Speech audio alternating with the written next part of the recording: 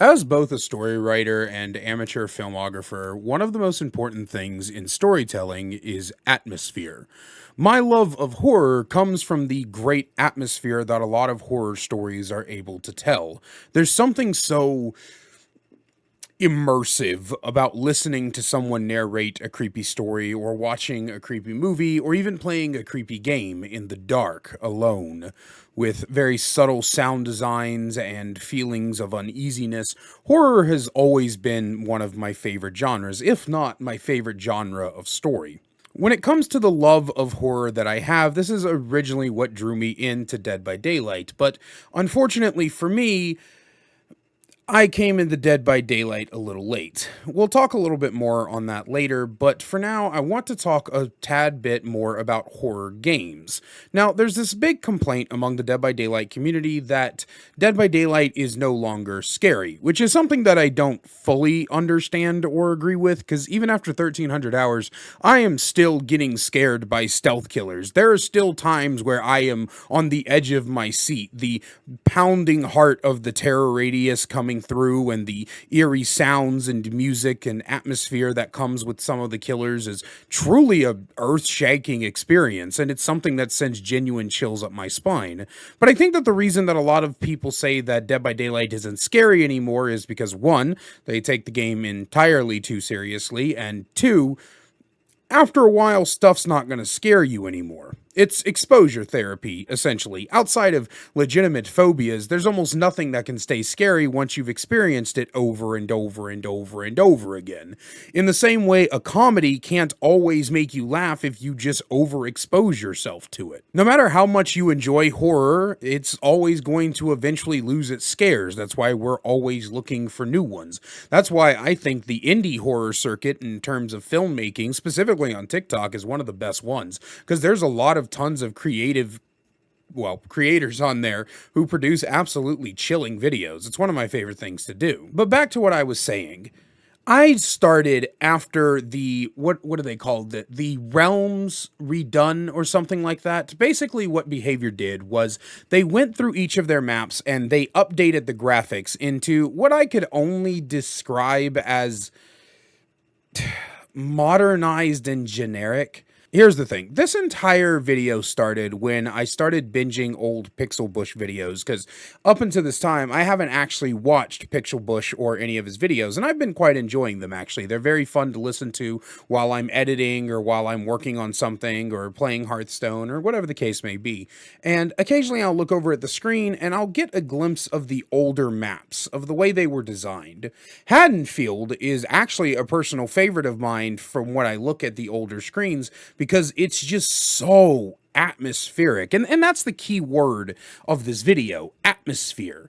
There's so much love and care put into it. The creepiness of the police lights isn't just a little blip in front of the main house. They are a legitimate, like, almost map wide blink. The blue tinge, the white pale trees, everything looks so interesting. I've been told before that old map design was kind of bad with a lot of its infinite loops and pseudo infinites, and to be honest, we still have some of that today, but I don't think that balancing out the maps and getting rid of a lot of the infinite, pseudo-infinites, very tight palette spawns was worth losing the identity that the game seemed to have back then. Everything that I can look at, from the map design to the sound design to even the animations of survivors limping when they're injured, why was that all taken away? The tone of old Dead by Daylight, what I can see through a nostalgic perspective without actually experiencing that perspective, is an atmosphere that was true to honest a horror game. Now, while I wouldn't say that the newer maps are bad in their graphical and atmospheric design, there are still some genuinely good decisions being made, like Midwich, for example, I think is a very atmospheric map with the constant little rattles of monsters and the jump scares that can happen to you throughout the map. And the color scheme as well, I think, is very, very creepy and very, very unnerving. I also am a very big fan of the Garden of Jagov's atmosphere, even though I hate the map for its tile design and gameplay choices, I still think that it is a genuinely creepy map. I think that a lot of maps in the game actually fit this very odd atmosphere tone, and it seems like they're trying to go back to it a little bit, with Toba Landing being an alien planet and Nostromo being very, very desolate and, well, alien-like as well. I think they nailed it on the head with alien map type designs, but I could only imagine how much better both of those maps would have looked in the old style, in the old analog style that seemed to be emulated throughout the old map design. In my opinion, these kind of graphical changes need to come back because it just looked better back then. I don't fully believe that the new modern, more sleek graphics are, what's the word, fitting to Dead by Daylight and its tone and its atmosphere. This is supposed to be emulating the slasher genre, what with a one killer chasing a bunch of survivors and then putting them on hooks, and Dead by Daylight's over obsession with dudes with knives. This is supposed to emulate the slasher genre, and I feel like if you're going to do that, you also need to bring back the very creepy analog atmosphere that you used to have.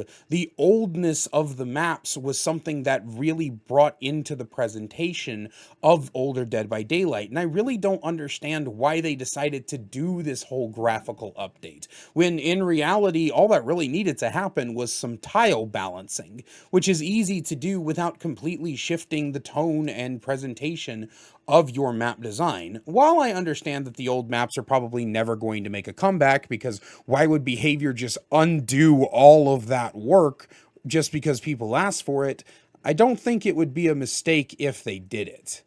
In conclusion, I think that while Dead by Daylight is still kind of scary to me at times, I think that it's missing a lot of the character and charm that it used to have that I see through older videos. Other than that, I don't make these videos just to spout my opinion at you guys. As always, I want to hear your thoughts down below. And before we get out of here, as always, a big special thank you to my channel members listed on screen now for their additional support. If you want to find out how to become a channel member today and get perks like seeing videos early or merch discount codes, then please click that join button down below. I love you all so much, and I will see you in the next one.